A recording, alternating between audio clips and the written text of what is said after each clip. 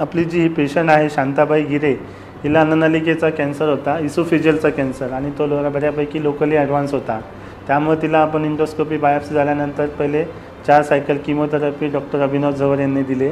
4 cycle chemotherapy झाल्यानंतर मग तिचं ऑपरेशन शस्त्रक्रिया ही महात्मा ज्योतिबा फुले योजनेअंतर्गतच झाली आणि तिचं सगळी पूर्ण शस्त्रक्रिया जी की आपण थोरॅको लॅप्रोस्कोपिक इसोफेजेक्टॉमी विथ मेजर ॲनास्टोमोटिक प्रोसिजर आणि फिलिंग जेजोनोस्टोमी ही प्रोसिजर तिच्यावर 8-10 दिवसा अगोदर पार पडली होती.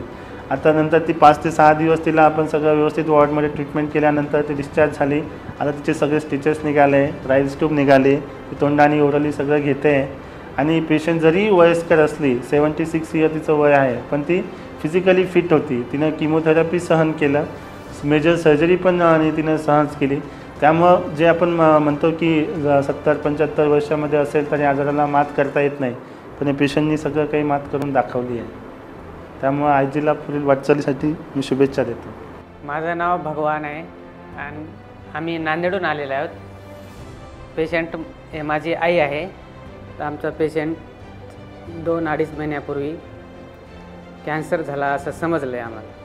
त्यानंतर आमच्या नातेवाईक काकून आम्हाला माहिती मिळाली की औरंगाबाद येथे कमल बजाज हॉस्पिटल आहे, तिथं कॅन्सरचा इलाज होतो.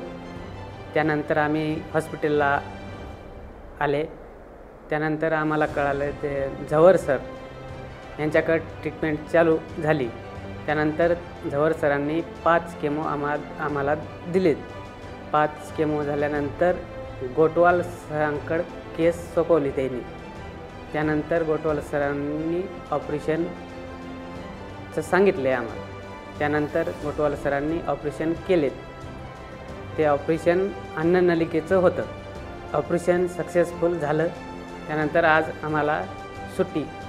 आमचं जे ट्रीटमेंट कोमो आणि ऑपरेशन हे संपूर्ण योजनेमध्ये झालेलं आहे मोफत. त्याबद्दल मी कमल बजाज, झवर सर, गोटवाल सर या संपूर्ण टीमचा आभारी आहे.